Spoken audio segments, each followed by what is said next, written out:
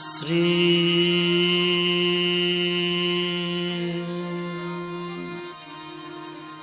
સરસ્વતી નમઃ.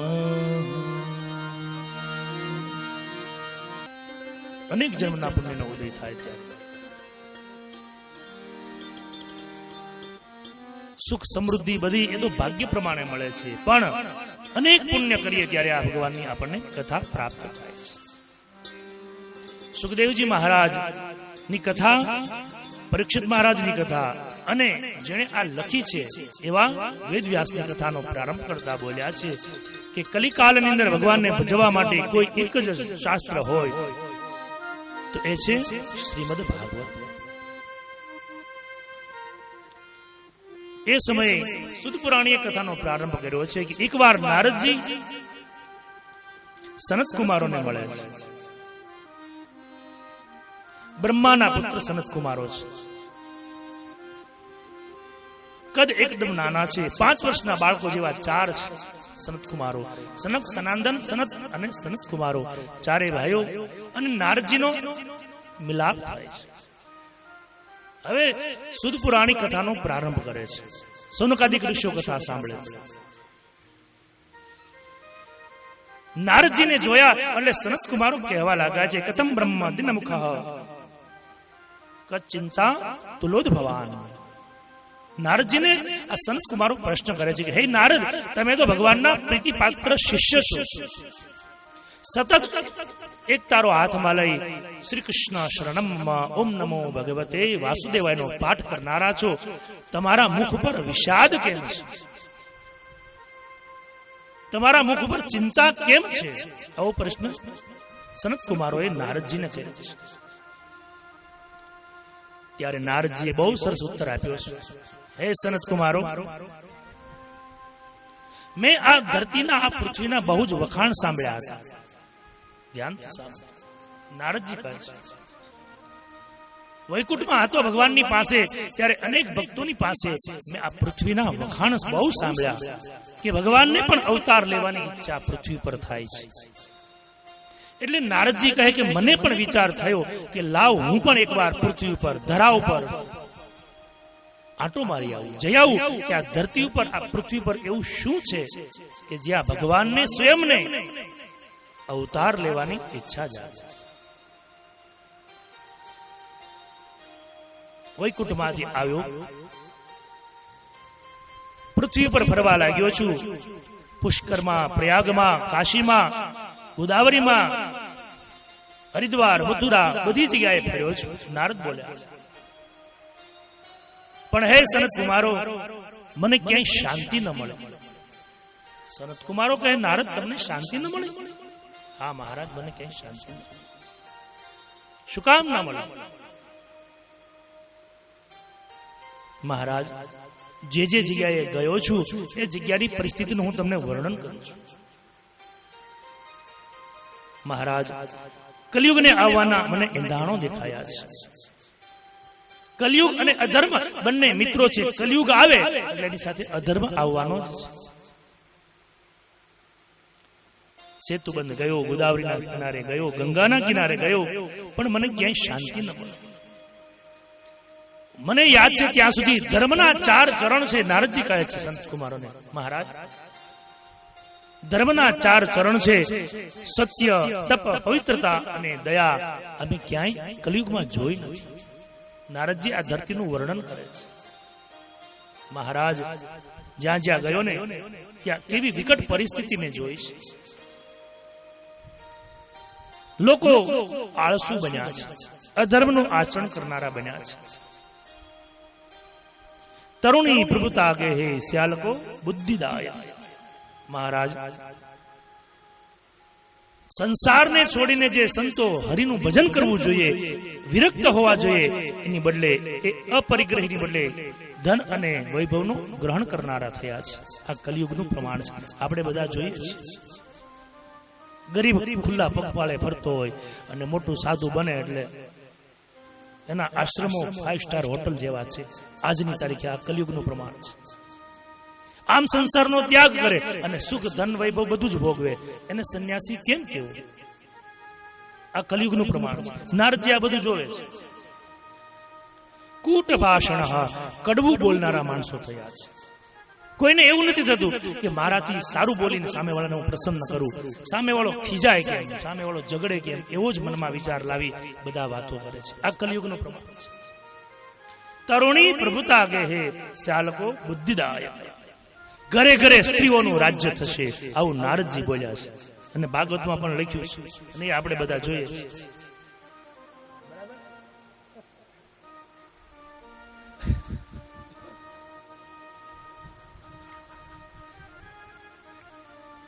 તરુણી પ્રભુતા આગે હે શ્યાલકો બુદ્ધિદાયક.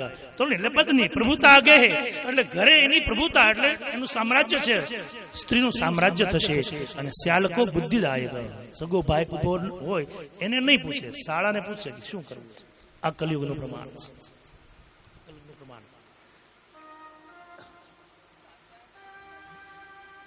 શ્યાલકો બુદ્ધિદાયક. કન્યા વિક્રયો લોભાત, બહુ સરસ શબ્દ છે. કન્યા વિક્રયો લોભાત, દીકરીને પરણાવે ત્યારે દહેજ લેવામાં આવે છે. આ કલિયુગનું પ્રમાણ છે. અમુક જ્ઞાતિમાં આપણે નામ ન લેવાય, દીકરી જન્મે એટલે એટલો ઉત્સવ ઉજવે. શું કામ કે એને જયારે વરાવે ત્યારે કેટલાય લાખો રૂપિયા દીકરા વાળા એ દીકરીને આપે છે. દીકરીનો પૈસો ક્યારેય લેવાય નહીં. દીકરીને આપો એટલું ઓછું છે. દીકરીના જે ઘરે સાસરે જાય ત્યાંથી કઈ લેવાય જ. આ કલિયુગનું પ્રમાણ છે.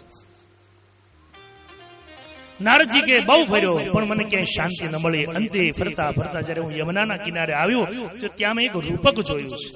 એક યુવાન સ્ત્રી રડે છે અને એના બે દીકરા વૃદ્ધ છે, સુતા છે. સનત કુમારો પ્રશ્ન કરે, નારદજી એ વાત સમજાણી નહીં, યુવાન સ્ત્રી અને એના દીકરાઓ વૃદ્ધ હોઈ શકે? હા મહારાજ. યમુનાના કિનારે નીકળ્યો અને ત્યારે એ જ સ્ત્રીએ મને પુકાર કર્યો, ભોભો સાધુ ક્ષણમ તિષ્ઠ. હે સાધુ મહારાજ, એક ક્ષણવાર માટે ઉભા રહો. નારદજી એમની પાસે ગયા છે અને પ્રશ્ન કરે છે. શિવને આરાધના કરતા રંજની અને એ સમયે એમની પાસે ગયા અને કહે છે, કોણ છે તું? સ્ત્રી પોતાની ઓળખાણ આપે છે. મહારાજ, મને ન ઓળખી, હું ભક્તિ છું. અને આ બે વૃદ્ધ બાળકો છે એ મહારાજ.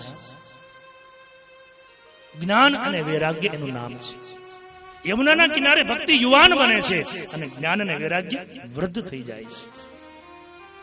સત્સંગ સાંભળીએ ત્યાં સુધી આપણને વૈરાગ્ય આવી જાય, પણ જેવા કથા મંડપની બહાર એટલે જેવા હતા ને એવા.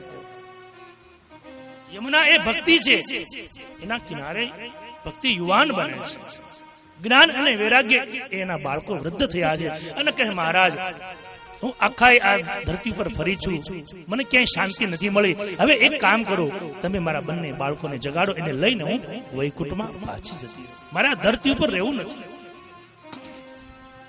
નારદજી કહે છે, ભક્તિ તું જઈશ તો આ જગતનું શું થશે? ભગવાનને કોણ મેળવી શકશે? કેવી રીતે મેળવી શકશે? તારી આ ધરતી ઉપર બહુ જરૂર છે. નાના મહારાજ, મારે રહેવું. એ સમયે નારદજી મહારાજ આવ્યા ભક્તિ મહારાણી પાસે. જ્ઞાન અને વૈરાગ્યને જગાડવાનો પ્રયત્ન કરે છે. જ્ઞાન અને વૈરાગ્યના કાનમાં જગાડવા માટે નારદજી બોલ્યા, જ્ઞાન પ્રબુદ્ધતામ, હે વૈરાગ્ય પ્રબુદ્ધતામ, જાગો. જ્ઞાન અને વૈરાગ્ય જાગ્યા તો ખરા, પણ આંખ ખોલી અને પાછા સુઈ ગયા. જાગી ન શું? ફરીવાર પ્રશ્ન કર્યો. એટલે એ સમયે નારદજી ફરીવાર ગીતાનો પાઠ કર્યો છે જ્ઞાન અને વૈરાગ્યની પાસે. તો બંને આળસ વળીને ઉભા થયા અને ગીતાના જ્ઞાનનો પૂર્ણાહુતિ થઈ અને નારદજી જવાની તૈયારી કરી ત્યાં ફરીવાર પાછા વૃદ્ધ થઈ ગયા, સુઈ ગયા. એટલે ગીતાનું જ્ઞાન આપણને સાંભળતા હોય ત્યાં સુધી લાગે, પણ જ્ઞાન પૂરું થાય એટલે પાછું. બહુ પ્રયત્ન કર્યો છતાં પણ ન જાગ્યા. તે જ સમયે આકાશવાણી થઈ છે, હે નારદ, તમારું ઉદ્યમ સફળ થશે, પણ તપ કરો અને તપના કારણે તમને જ્ઞાન મળશે અને એના કારણે જ્ઞાન અને વૈરાગ્ય જાગૃત થશે. નારદજીએ બંનેને ત્યાં સુતા રહેવા દીધા છે. ચાલતા ચાલતા આવ્યા અને ત્યાં સનત કુમારો મળ્યા છે. મહારાજ, હું એને મળીને આવ્યો. આવું દ્રશ્ય મેં આ ધરતી ઉપર જોયું છે. મારી એક અંતિમ ઈચ્છા છે, જ્ઞાન અને વૈરાગ્યને મારે જગાડવા છે. સનત કુમારોએ સુંદર સંદેશો આપ્યો કે નારદજી, જ્ઞાન અને વૈરાગ્યને જગાડવા હોય તો આવો આપણે ગંગાના કિનારે જઈએ, સુંદર મજાનો સત્સંગ કરીએ અને ત્યાં શ્રીમદ ભાગવતનો પાઠ. ગંગા એ મુક્તિનો દ્વાર છે, યમુના એ ભક્તિનો દ્વાર છે. એટલા માટે ભક્તિ મહારાણી યમુનાના કિનારે. સનત કુમારો તૈયાર થયા છે. નારદજી કથા સાંભળવા માટે બેઠા છે. ધીરે ધીરે સમગ્ર દેશમાં સમાચાર મળ્યા કે સનત કુમારો કથા કરે છે, નારદજી સાંભળવા માટે બેઠા છે.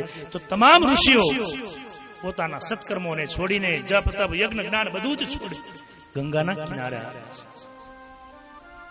વશિષ્ઠ, મેઘાદિતિ, દેવલ, ભરદ્વાજ તમામ ઋષિઓ જપ તપ યજ્ઞ બધું જ છોડીને આવે છે. કારણ એનો અર્થ જપ તપમાં ભગવાન ન મળે એવું નહીં, પણ સૌથી ઉત્તમ ભક્તિ કઈ?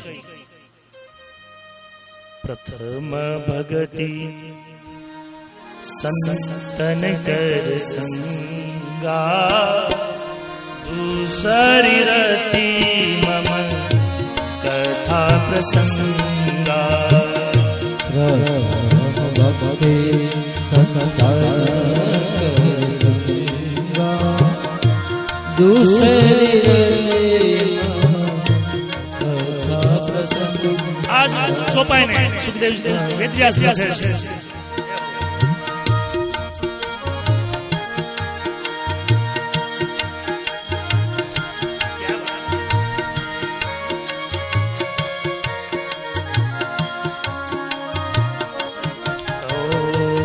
પ્રથમ ભગતિ સંતન કર સંગા, દૂસર રતિ મમ કથા પ્રસંગા.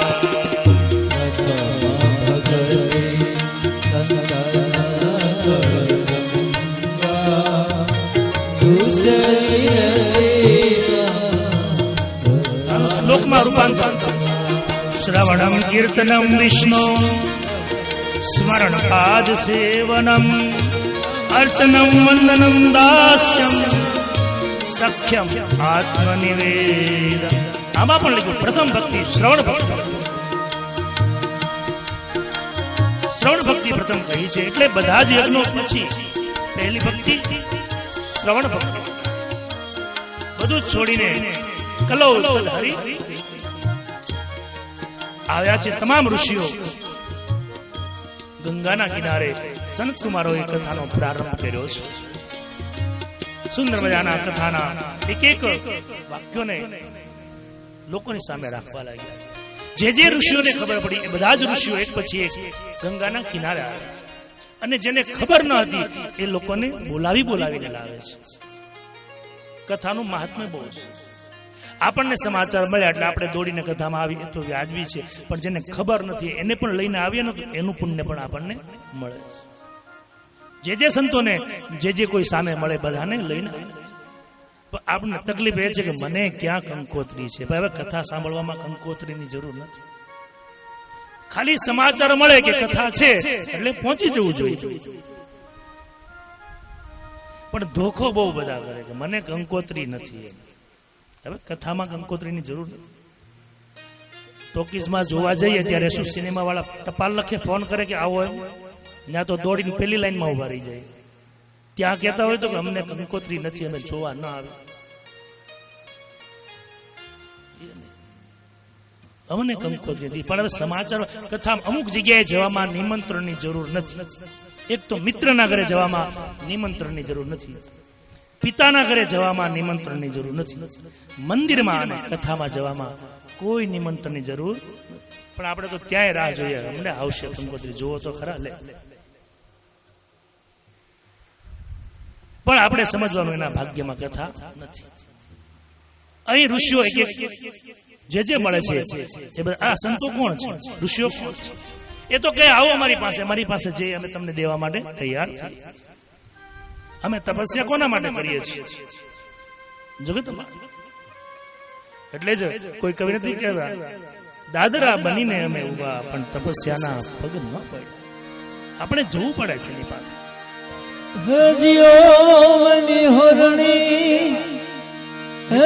ઉભા છે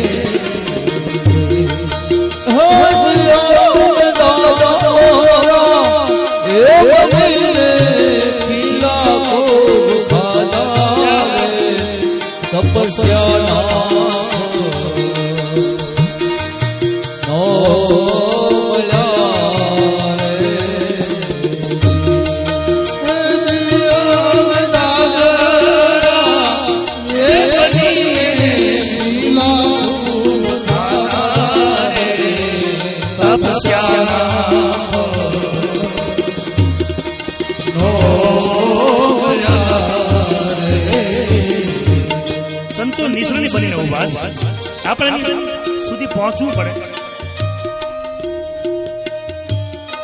ખીલા કોઈ તપસ્વી મારા પર પગ આગળ કહે છે.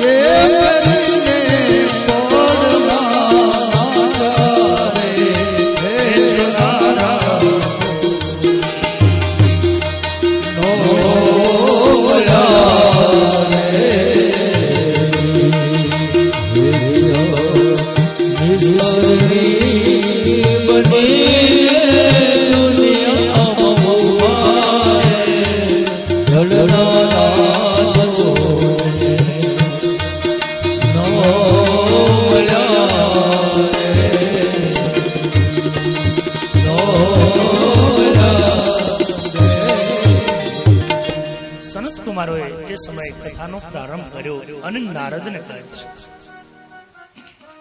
સદા સેવ્યા શ્રીમતી ભાગવતીમ કથા એકમ શાસ્ત્રમ ભાગવતમ મુક્તિદાનેન ગર્જતી. સનત કુમારો કહે, નારદ, સદા સેવ્યા શ્રીમદ ભાગવતીમ કથા. નારદજી, સદા સેવનારી કોઈ કથા હોય તો એ શ્રીમદ ભાગવત છે. શ્રવણનું, સાંભળવાનું અને ગ્રહણ કરવાનું અલગ અલગ ભાવ બતાવ્યો છે. કથા કાન સુધી પહોંચે એને આપણે સાંભળી કહેવાય. આપણે કહીએ ને કે અમે સાંભળ્યું. કથા કાન સુધી પહોંચે એને સાંભળી કહેવાય. કથા કાનથી મન સુધી પહોંચે એને શ્રવણ કર્યું કહેવાય છે. કથા કાનથી મન અને મન દ્વારા જીવનમાં એને ઉતારવામાં આવે તો આચરણ કર્યું કહેવાય. જેવું સાંભળ્યું એવું વર્તન એને આચરણ કર્યું કહેવાય. એટલા માટે સદા સેવ્યા શ્રીમદ ભાગવતી કથા. નારદજીને કહે છે સનત કુમાર, હે નારદ, કથા વિના જીવન વ્યથા છે. હે નારદ, આ કથા વિનાનું જીવન, તારું જીવન જીવવું એ વ્યથા છે. કથા વિના જીવન જીવવાની પ્રથા નહીં બદલી શકે. શું ભાવ બતાવ્યો છે. અને કથા વિના જીવન જીવવું એ વ્રથા છે. કથા વિના જીવનની પ્રથા નહીં બદલી શકાય. કથા વિનાનું જીવન વ્રથા છે. હે નારદ, આ કથા નથી, આ તો ઔષધિ છે. અને એ ઔષધિ તારા રોગને મટાડશે. નારદ પ્રશ્ન કરે, મહારાજ, મને કયો રોગ છે? સનત કુમારો કહે, નારદ, તમને એકને નહીં, આ જગત આખાને એક રોગ લાગુ પડ્યો છે. અને એ રોગ ભવરોગ છે. ભવરોગ છે. અને ભવરોગમાંથી મુક્ત થવા માટેનું કોઈ પણ રસાયણ હોય તો એ શ્રીમદ ભાગવત છે. અને એ ઔષધિ છે, ભવરોગને મટાડવા માટેનું સાધન છે. નારદ, એક શ્લોકનો પાઠ જો જીવ કરે, અડધા શ્લોકનો પણ પાઠ કરે, જીવન ધન્ય બને. કલિકાલની અંદર કાયિક, વાચિક, માનસિક પાપ કરનારો એકવાર હરિના શરણે આવે, ભગવાન એને મુક્ત કરે છે. સાચા હૃદયથી આવે. સુંદર મજાના ભાગવતનો પાઠ ચાલે છે. અને એ પાઠના શબ્દો ગંગાના કિનારેથી સીધા જ યમુનાના કિનારે પડ્યા છે. જ્યાં ભક્તિ મહારાણી બેઠા છે, જ્ઞાન અને વૈરાગ્ય એના દીકરાઓ સૂતા છે. એના કાને જ્યાં ભાગવતના શ્લોકના શબ્દો પડ્યા, બંને યુવાન થયા છે, જાગી ગયા છે, વૃદ્ધમાંથી યુવાન બન્યા છે. કારણ એને ભાગવતની કથા સાંભળી. ભક્તિ મહારાણી પ્રસન્ન થયા છે. બંને દીકરાઓને જાગૃત થયા છે. યમુનાના કિનારેથી હરિનો આશ્રય કરતા કરતા ત્રણેય જણા હરિનું સંકીર્તન કરતા કરતા યમુનાના કિનારેથી જ્યાં કથા થાય છે, ગંગાના કિનારે જવા માટે ગયા છે. અતિ પ્રસન્ન થયા છે. ભક્તિ આજે મારા બંને યુવાનો વૃદ્ધ હતા, એ યુવાન બન્યા છે. કારણ એના કાને શ્રીમદ ભાગવતનો પાઠ કર્યો છે. સંકીર્તન કરતા કરતા ગંગાના કિનારે આવે છે. નારદજીનું ધ્યાન ગયું, સફાળા ઉભા થયા, દોડ્યા છે, ભક્તિ મહારાણીના ચરણમાં પડ્યા છે. ભક્તિ મહારાણી કહે છે, નારદજી, આજે તમારા કાર્યને કારણે મારા બંને દીકરાઓ જાગ્યા છે. જ્ઞાન અને વૈરાગ્ય જાગી ગયા છે. આવો કથામાં બિરાજો. ત્યારે ભક્તિ મહારાણી જગ્યા માંગે છે. હું ક્યાં બેસું? ભક્તિને બેસવા માટે કોઈ સ્થાન તો જોઈએ ને. બધા વિચાર કરે છે. ભક્તિને કહે, અહીં આવો, અહીં આવો. ભક્તિ મહારાણી કહે છે કે જે ભક્ત ભગવાનનું ભજન કરે, જે ભક્ત ભગવાનની કથાની અંદર નિરંતર રહે છે, એના હૃદયમાં આવીને હું બિરાજમાન થઈશ. અને એ સમયે ત્યારથી જ્યારે પણ કથા ચાલતી હોય ત્યારે તમામ શ્રોતાઓના હૃદયમાં ભક્તિ મહારાણી આવે છે. આ નારદજીના એમને આશીર્વાદ છે. પણ કલયુગના કારણે પ્રનષ્ટ થયેલી ભક્તિ આજે ફરીવાર યુવાન બની છે. સનત કુમારો એ સમયે નારદજીને ભક્તિનો પ્રકાર બતાવતા કહે કે ભક્તિ પણ ભક્તને આધીન છે અને ભક્તને પણ ભગવાન આધીન છે. કદાચ તમારાથી કોઈ દોષ થાય તો ભગવાનનો દોષ ભગવાન સહન કરી શકે, પણ ભગવાન પોતાના ભક્તનો દોષ ક્યારેય સહન કરી શકતા નથી. સનત કુમારો કહે, નારદ, આખું જગત કોની પાછળ દોડે છે? કોની પાછળ દોડે છે? ધન પાછળ, લક્ષ્મીની પાછળ દોડે છે. લક્ષ્મીની પાછળ. પણ ભગવાન એ ભક્તને આધીન છે. લક્ષ્મીજી જોતા હોય તો લક્ષ્મીની પાછળ નહીં, પણ નારાયણની પાછળ દોડો તો લક્ષ્મી મળે. કારણ કે લક્ષ્મીજી કહે કે હું મારા પતિ વિના ક્યાંય જતી નથી. કોઈને એકલાને બોલાવો, કોઈ સ્ત્રીને તો કોઈ આવે ઘર? પતિ પત્નીને બોલાવો તો સ્ત્રી એકલી ક્યાંય જાય? એટલા માટે લક્ષ્મીને ભજન કરવા કરતા નારાયણનું ભજન કરીએ તો લક્ષ્મી આવે. પણ આપણે ઊંધું કરીએ છીએ, નારાયણનું નામ જ લેતા નથી અને લક્ષ્મીજીને બોલાવીએ તો એમ ક્યારે આવે? લક્ષ્મી જોતા હોય તો નારાયણનું ભજન કરે. એટલે સનત કુમારો કહે કે માનવ કહે કે મેં બડા, તો એને કહેવાનું મન થાય તો ઇસ ધરતી પર તું ક્યું ખડા? મનુષ્ય કહે કે હું બહુ મોટો છું, તો આપણે એને કહીએ કે ધરતી ઉપર શું કામ ઉડવા માંડ? તો ધરતીને અભિમાન આવ્યું. ધરતી કહે મેં બડી, તો એને કહેવાનું મન થાય તો શેષની સૈયા પર, નાગની ફણી ઉપર તું શું કામ? હવે સર્પને અભિમાન આવ્યું, કારણ કે એને પૃથ્વીને મસ્તક ઉપર લીધી. તો શેષ કહે મેં બડા, તો એને પણ આપણે પ્રશ્ન કરીએ તો શિવજી કે ગલે મેં ક્યું પડા? તું મોટો છો, તારા ઉપર ધરતી છે, તો શંકરના ગળામાં જઈને શું કામ પડ્યો? હવે શંકર પણ કહે કે મેં બડા, તો કૈલાસ में जाके क्यों बैठा? ભગવાનને અભિમાન થાય જ નહીં, પણ તો કોઈ કવિનો એક કલ્પના છે.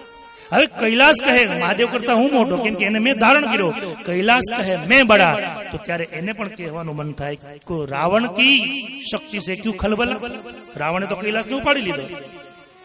હવે રાવણને અભિમાન થયું અને એને થાય જ, તો રાક્ષસ જ. રાવણ કહે મેં બડા, તો વાલી કી બગલ में 6 મહિના ક્યું દબા? 6 મહિના સુધી વાલીએ રાવણને બગલમાં દબાવી રાખ્યો હતો. બોલો, હવે રાવણ મોટો કે બલી? બલી એ બલી 6 મહિના સુધી રાવણને બગલમાં દબાવ્યો. હવે વાલીને પણ અભિમાન થયું, કારણ કે એને રાવણને પણ રજી કરી. વાલી કહે મેં બડા, તો એને કહીએ કે રામ કે બાણ से તું ક્યું મરા? અંતે રામની પાસે જ આવ્યું.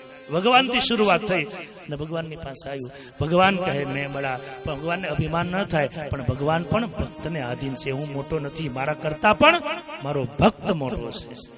ભક્ત મોટો છે. ભગવાન પોતાની અવગણના સહન કરી શકે. ભગવાન પોતાનો અપરાધ કદાચ સહન કરી લે, પણ એના ભક્તનો અપરાધ ક્યારેય સહન કરતા નથી. એની કથાઓ ઘણી જ આવશે. જયારે ધ્રુવને તકલીફ પડી તો ભગવાન આવ્યા છે. પ્રહલાદ એ ભગવાનનો પરમ ભક્ત છે, તો ભક્ત માટે ભગવાન તરત આવે, પોતા માટે ન આવે. પણ ભક્તનું ક્યારેય દુઃખ દુભાય ત્યારે ભગવાન ફલનો વિચાર ન કરે, દોડ્યા છે. કલિથી પ્રનષ્ટ થયેલી આજે ભક્તિ સૌના હૃદયમાં આવીને બિરાજમાન થઈ છે, પ્રસન્ન થયા છે. અને એ સમયે ફરીવાર પ્રશ્ન કરે છે અધિક ઋષિઓ સુદ પુરાણીને કે તમે કહ્યું કે જ્ઞાન અને વૈરાગ્ય જાગી જાય. પાપીને પણ પાવન કરે છે. મહારાજ તમે કથા સંભળાવી કે શ્રીમદ ભાગવત કથા સાંભળવાથી જ્ઞાન અને વૈરાગ્ય જાગે, ભક્તિ હૃદયમાં આવે. પણ તમે બીજી એક કથા એવી બતાવી કે કાયિક અને વાચિક અને માનસિક પાપ કરનારો પણ તરી જાય છે. તો એવું કોઈ દ્રષ્ટાંત બતાવો કે જેને ન કરવાના કર્મો કર્યા હોય અને એને મુક્તિ મળી. એ પણ ભાગવતથી મુક્તિ મળી હોય. એટલે એક સુંદર મજાની કથા બતાવે. સનત કુમારો એ કથા નારદજીને સંભળાવી. અહીં સુદ પુરાણી સૌનકાદિક ઋષિઓને કહે છે. કથા સંભળાવતા કહ્યું છે અત્રે કીર્તિશ્યામી ઇતિહાસ પુરાતનમ. એક ઇતિહાસ બતાવ્યો. હે ઋષિઓ સાંભળો. તુંગભદ્રા નદીના કિનારે એક નગર છે અને એ નગરની અંદર આત્મદેવ નામનો બ્રાહ્મણ રહે છે. સુંદર કથા બતાવી છે. કથા સાંભળવાથી જ્ઞાન અને વૈરાગ્ય જાગે. પણ માની લો આપણાથી ભૂલ થઈ, આપણે દોષી થયા, આપણાથી કંઈક એવું કર્મ થયું તો પણ ભાગવત કથા સાંભળવાથી બધા જ પાપનો નાશ થાય. એ કથા બતાવી. આત્મદેવ નામનો બ્રાહ્મણ હરિનું ભજન કરે છે, નિષ્પ્રોહી છે, કોઈ અપેક્ષા નથી, ત્રિકાળ સંધ્યા કરે છે. બ્રાહ્મણો બ્રહ્મવિત્તમઃ, બ્રહ્મને જાણનારો બ્રાહ્મણ છે. પોતાની પત્નીની સાથે તુંગભદ્રા નદીના કિનારે રહે છે. એની પત્નીનું નામ ધુંધુલી છે. હરિનું ભજન કરે છે, સેવા કરે છે. સંપત્તિ છે, સન્મતિ છે, અને એક વાતનો અભાવ છે, એને ત્યાં સંતતિ નથી, સંતાન નથી. દ્રષ્ટાંત બતાવ્યું. આત્મદેવ એ શરીર છે, ધુંધુલી એ બુદ્ધિ છે. આ શરીર છે એકવાર પડવાનું છે, પતનશીલ છે, એટલે અભૂતપત્તનમ કહ્યું છે, નગરનું નામ છે. ધીરે ધીરે સમય જાય, 60, 70, 80 વર્ષ થાય એટલે આ કાયાને છોડવી પડે છે. કાયા એક એવી છે, કાચની છે, એને ફૂટતા જરાય વાર નથી. જીવ અને કાયા વચ્ચેનો સંવાદ બહુ સરસ સંવાદ છે. જ્યારે અંદર આત્મા અને જે જીવ છે એ કાયાને કહે છે તારો સંગ કરવા જેવો નથી, કારણ કે તું ક્યારે દગો દઈને જતી રહે એ ખબર. એટલે એ સમયે કાયાને આ જીવ કહે. શું કહે છે?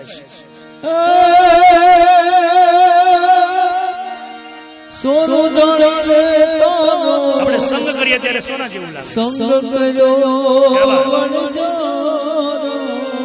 આ જીવ શરીરને કહે છે. સોનું જાણીને તારો સંગ કર્યો બળજારા, મારા કરને નીકળ્યા કથે રે બળજારા, જીઓ બળજારા, જીઓ બળજારા, જીઓ બળજારા,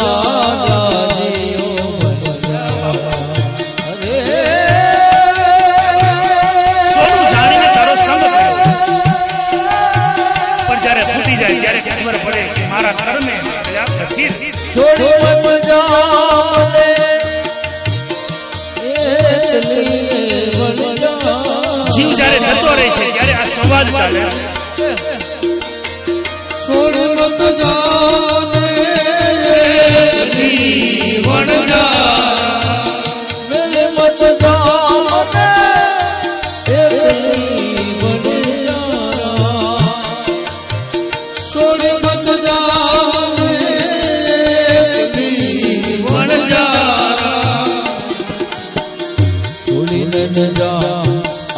પરદેશ મારે બળજારા, જીવ બળજારા, જીવ બળજારા, જીવ બળજારા,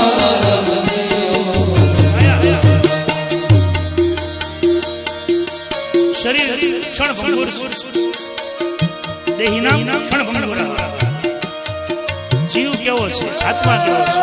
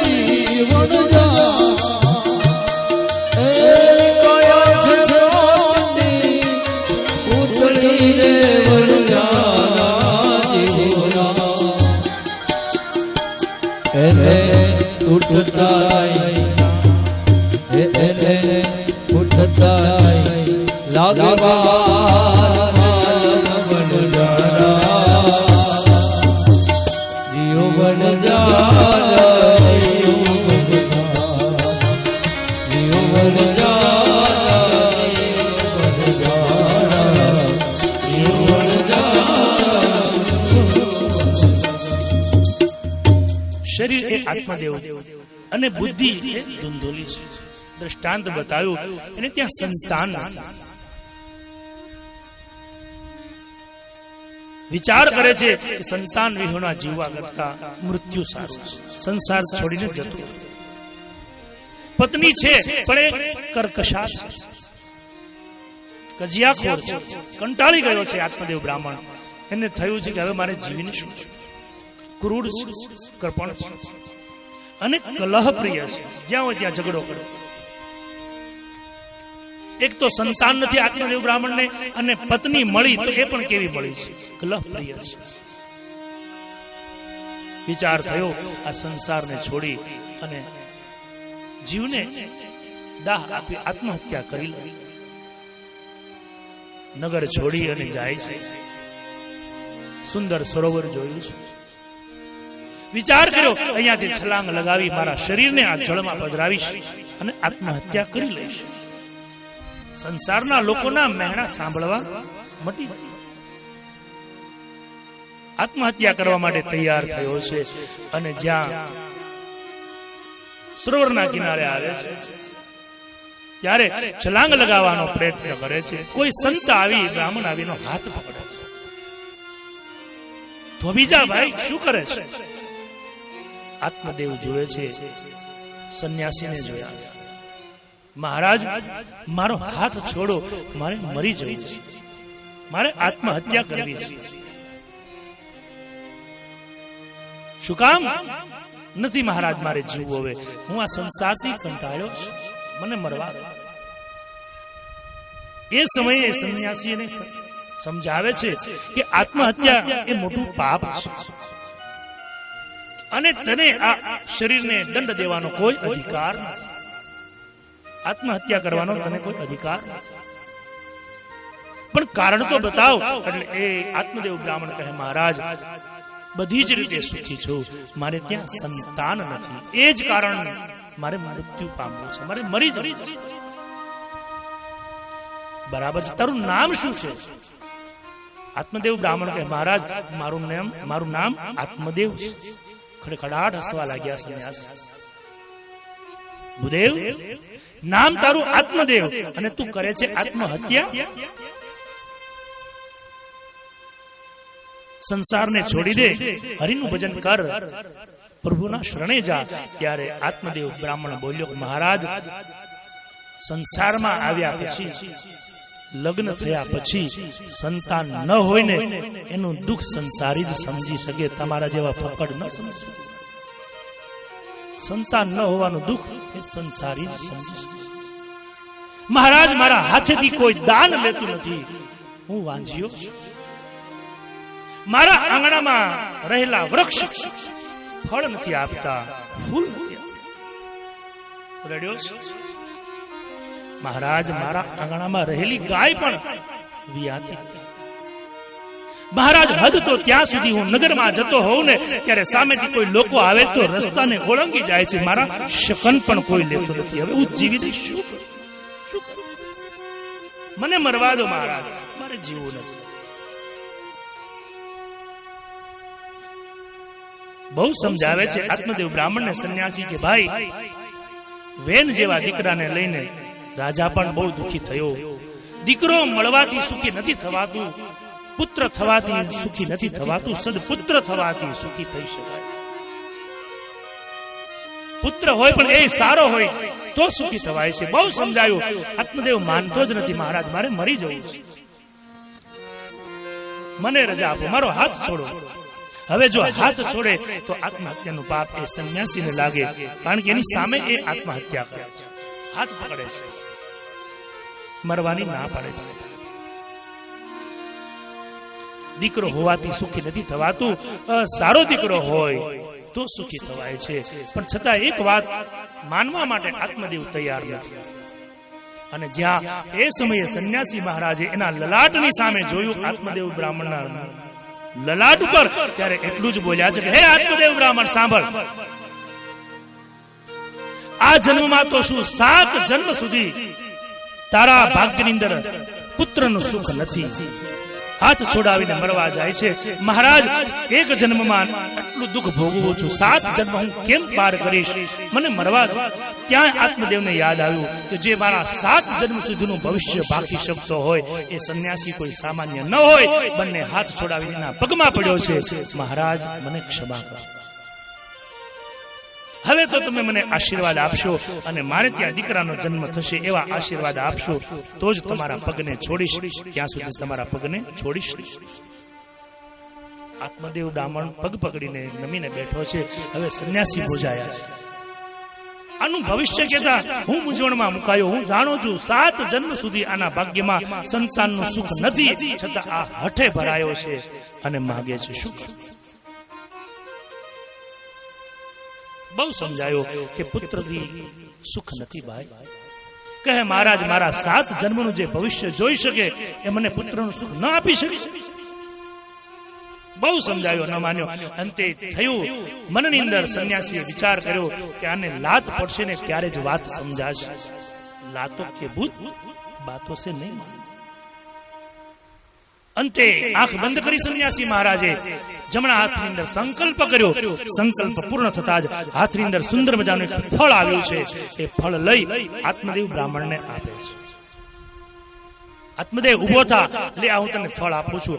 આ ફળ તું તારી પત્નીને ખવડાવી દેજે અને એ ફળ ખાવાથી તારે ત્યાં દીકરાનો જન્મ થશે. જલ્દી ઉભા થયા છે આત્મદેવ બ્રાહ્મણ અને કે મહારાજ, આવા સુંદર સમાચાર પેલા ન કહેવાય? ક્યારના તમે લપ કરતા હતા કે નથી સુખ ને નથી પુત્ર ને 7 જન્મને, આ ફળ પેલા આપી દેવું જોઈએ. મનમાં સંન્યાસી હસે છે. આના ભાગ્યમાં નથી એટલે નથી જ. આ જીવનું એવું છે, નથી એ પરાણે મેળવવાનો પ્રયત્ન કરીએ અને પરાણે મળી ગયા પછી જે દુઃખ થાય છે ને એ કોઈને કહી શકાતું નથી. કોઈને કહી શકાતું નથી. ફળ આપ્યું અને કહ્યું કે તારી પત્નીને જઈને ખવડાવી દેજે. ફળ આપ્યું અને એ આત્મદેવ બ્રાહ્મણ આત્મહત્યા કરવાનું છોડી પોતાના ઘરે જાય છે. સંન્યાસી મહારાજ ત્યાંથી દૂર થયા છે.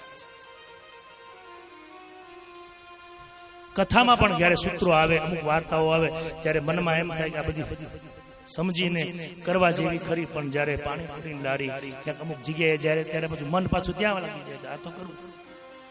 કથામાં બધું સમજાય પણ સમજણ મોડી આવે. આત્મદેવ બ્રાહ્મણ આવ્યો છે ઘરે.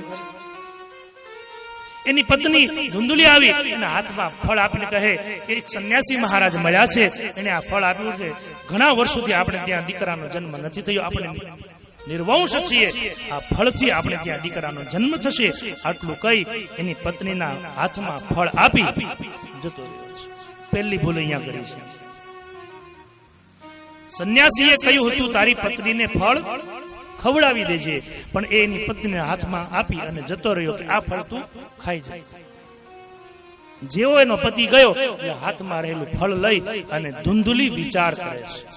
મેં આગળ કહ્યું ને, ધુંધુલી એ બુદ્ધિ છે, આત્મદેવ બ્રાહ્મણ એ શરીર છે. બુદ્ધિ બહુ વિચાર કરે, કઈ પણ વાત હોય ને તો એમાં અનેક તર્ક ઉભા કરે. હવે ધુંધુલી એવું વિચારે છે કે આ ફળ છે, સંતે આપ્યું, ઋષિએ આપ્યું, મને કેમ વિશ્વાસ થાય કે આ ફળ ખાવાથી દીકરો જ જન્મશે? કદાચ ફળમાં કંઈક એવું હોય ને હું ચકલી બની જાઉં. આ બુદ્ધિ વિચાર. બીજો વિચાર એ થયો કે અત્યારે તો નિર્વંશ છું, એમાં જે સુખ ભોગવું છું એ દીકરો થયા પછી સુખ નહીં ભોગવી શકું. આવું વિચાર. બહુ વિચાર કરે એ બુદ્ધિ.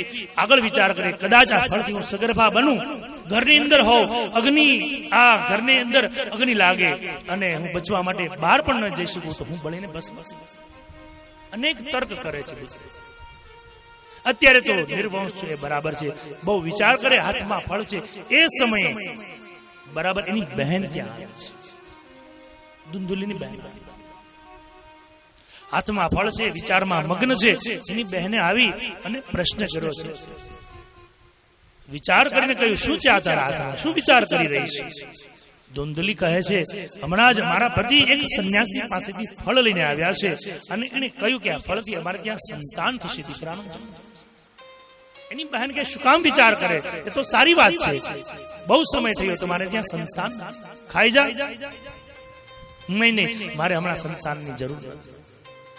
અને એ સમયે એની બહેન સગર્ભા છે.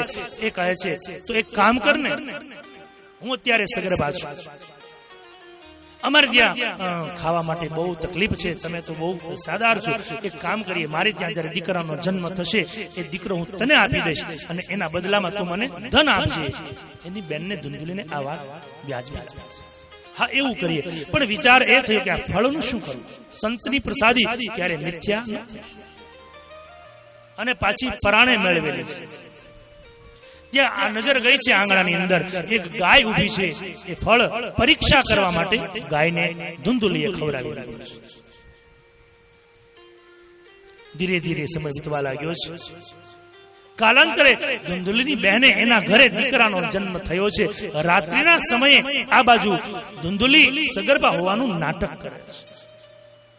પેટ ઉપર પાટા બાંધી સમય ધીરે ધીરે વીતવા લાગ્યો. આત્મદેવ બ્રાહ્મણ રાજી થાય છે. દીકરાનો જન્મ એમની બહેનને ત્યાં થયો છે. રાત્રિના સમયે કોઈને ખબર ન પડે એ કપડામાં વીટી અને ધુંધુલીને એની બહેન આપવા આવે છે. દીકરો એને આપે, એના બદલામાં ધુંધુલી એને ધન આપે, પૈસા આપે. ધુંધુલીએ વેચાતો દીકરો લીધો છે, પૈસા આપે. સંતની પ્રસાદીનો ત્યાગ કર્યો છે. સૂર્યોદય થયો, એમની બહેન જતી રહી ને પ્રાતઃ કાળે સંધ્યા વંદન કરીને આત્મદેવ બ્રાહ્મણ શયન કક્ષમાં આવે છે. ત્યારે ધુંધુલી કહે છે આપણે ત્યાં ભગવાનની કૃપાથી દીકરાનો જન્મ થયો છે. આત્મદેવ બ્રાહ્મણ છેતરાયો છે, પત્નીની પાસે છેતરાયો છે. પતિને પણ આજે ધુંધુલીએ છે. અને આ બાજુ સંતની પ્રસાદી ક્યારે મિથ્યા ન થઈ શકે. કાલાંતરે સમય જતા 9 માસ પછી ગાયે પણ એક દીકરાને જન્મ દીધો છે. સંતની પ્રસાદીના કારણે ગાયને ત્યાં દીકરાનો જન્મ થયો છે. ગાયના ઉદરથી દીકરા અતિ પ્રસન્ન થયો આત્મદેવ બ્રાહ્મણ કે જ્યારે ન હતું ત્યારે એક પણ દીકરો ન હતો, અને આજે ભગવાને કૃપા કરી મારે ત્યાં 2 દીકરાનો જન્મ થયો. પણ એને ખબર નથી એ છેતરાય. ગાયના ઉદરથી જન્મેલા બાળકના કાન ગાય જેવા હતા, એટલે એનું નામ ગોકર્ણ મહારાજ રાખવામાં આવ્યું છે. અને ધુંધુલીના દીકરાનું નામ પાડવા માટે પંચાંગ લીધું. એટલે પંચાંગને દૂર મૂકીને ધુંધુલી કહે છે મારું નામ ધુંધુલી, તો મારા નામ ઉપરથી જ મારા દીકરાનું નામ ધુંધુકારી રાખ્યું છે. ત્યારથી બ્રાહ્મણને બોલાવવાનું બંધ કરી દીધું. પેલા ભૂદેવોને બોલાવતા, દાદા ટીપણો લઈને આવજો, અમારે ત્યાં દીકરાનો જન્મ થયો છે, નામ જોઈ દેજો. ભૂદેવો પછી ફૈબાનો વારો આવ્યો, એટલે ફૈબા નામ પડતા. અને હવે ફૈબાને રજા આપી દીધી, એડવાન્સ તૈયારી કરે, દીકરો આવે તો આ નામ, દીકરી આવે તો.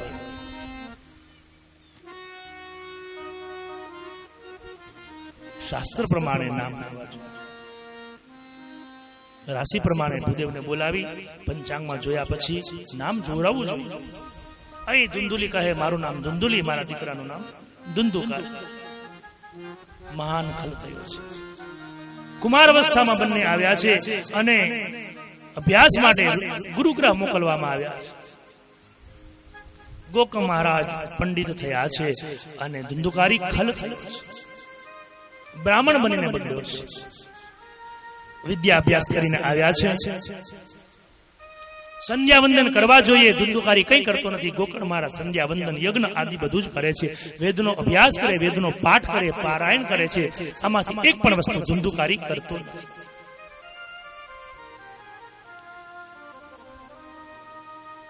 ન કરવાના કર્મ કરવા લાગ્યો છે. જુગાર રમે છે, વ્યભિચારી બન્યો છે અને શરાબનું સેવન કરવા લાગ્યો છે. બ્રાહ્મણ બનીને બન્યો છે. વર્ણાનામ બ્રાહ્મણો ગુરુ, 4 વર્ણમાં ઉત્તમ એ બ્રાહ્મણ છે. 4 વર્ણના ગુરુ એ બ્રાહ્મણ છે. બ્રાહ્મણ બનીને બગડ્યો છે. સંધ્યા વંદન કરતો નથી, જુગાર રમે છે. એક વાર તો જુગારની અંદર ઘણું જ ધન હારી ગયો. પિતાની પાસે આવીને ધન માંગે છે. પિતા ધન આપવાની ના કહે તો એની સામે પણ અપશબ્દ બોલવા લાગ્યો છે. હવે તો આત્મદેવ બ્રાહ્મણ ધુંધુકારીથી ડરે છે. દીકરો આવે ને તો દીપડા જેવો લાગે છે. એકવાર રાત્રિના સમય ખૂણાની અંદર બેસી લમણે હાથ દઈ સંતે કહેલી વાત યાદ આવી કે દીકરો થવાથી સુખી નથી, સદપુત્ર હોય તો સુખી થવાય છે. કેવલ દીકરો થઈ ગયો એટલે સુખી નહીં. એને સંસ્કાર આપવા પડે, એનું સિંચન કરવું પડે. પુત્રથી સુખી નથી થવાતું, સદપુત્રથી સુખી થવાય છે. આ મારો દીકરો છે, આ હું એનો પિતા છું, એ બધી ભ્રમણા છે. આજે એ વાત બધી યાદ આવી. કોને? આત્મદેવને. આપણું એવું છે, સાંભળીએ ત્યારે બધું સારું લાગે, પણ જ્યારે આચરણમાં આવે ત્યારે ખબર પડે કે આ ગ્રંથો સંતો જે વાત કહી ગયા છે એ સાચી છે. આજે આત્મદેવ બ્રાહ્મણના મુખમાંથી શબ્દ નીકળ્યા છે, કોના છોરું ને કોના વાછરું, કોના માને બાપ, અંત સમયે જાવું જીવને એકલું, સાથે પુણ્ય અને પાપ, બીજું કઈ આવતું. આજે આત્મદેવને એ વાત યાદ આવી. સંતે કહ્યું એ સાચું હતું. સંસાર વગરનો જ્યારે આ સંસારને છોડીને ગયો પુત્રના મોહની અંદર, ત્યારે હું સુખી હતો. આજે દીકરો થવાથી હું વધારે દુઃખી છું. એટલે એને વાત યાદ આવી, કોના છોરું ને કોના વાછરું, હું કોનો માં ને કોના બાપ. અનેક જન્મ આપણા થયા છે, અંત સમય તો એકને જ જવાનું છે. કઠણ ચોટ કાળની મોંઘેરું માન. બહુ વિચાર કર્યો ને આત્મદેવ બ્રાહ્મણ બોલ્યો છે, કોના છોરે કોના કોઈનું છે છે વાછરે કોના ને બા, સાથે કોઈ આવે નથી. અંતકાળ જાવ હવે અંતકાળ જાવ જીવને સાથે પુણ્ય અને પાપ, સાથે પુણ્ય અને પાપ, એટલે હરિનો રસ પીજીએ, એટલે હરિનો રસ પીજીએ.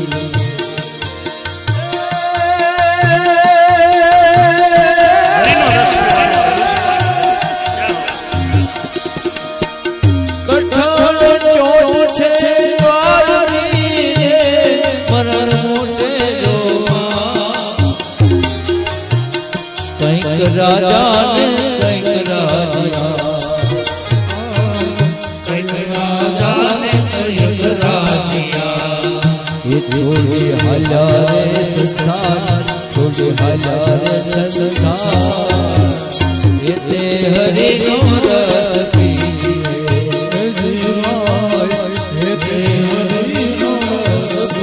આ બાજુ સ્નેહ પાશમાં બળે છે.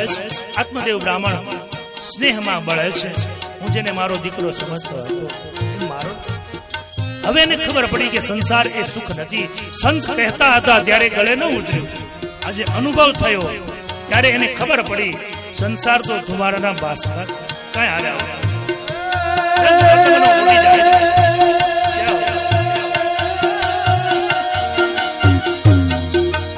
આ સંસાર ધુમારાના બાસકા રે,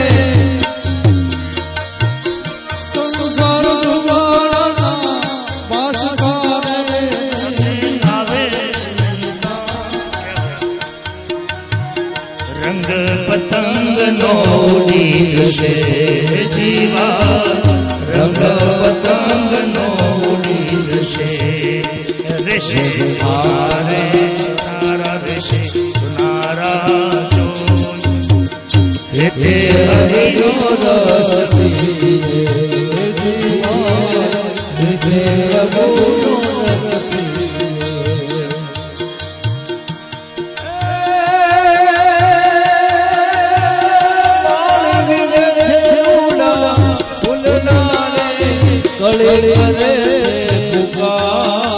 બગીચાની અંદર માળી જયારે ફૂલ તોડવા જાય એટલે ફૂલને તોડે કળી જે હોય ને એને ખુશ થાય. શું કામ? કે આજે આપણો વારો છે, આજ તો ફૂલને લઈ જાય, પણ કળીને ખબર નથી કે કાલે તું પણ ખીલી જવાની અને માળી તને તોડી જવાની. માળીનો વેળે ફૂલારે કળીઓ કરે છે પુકાર, આજનો દિવસ એના માટે આજનો દિવસ ઉત્તમ છે.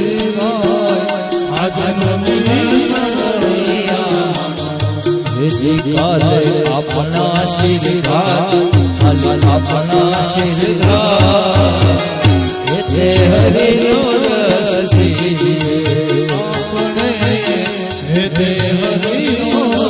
પીએ, આપણે રીતે ભગવત રસ પીએ.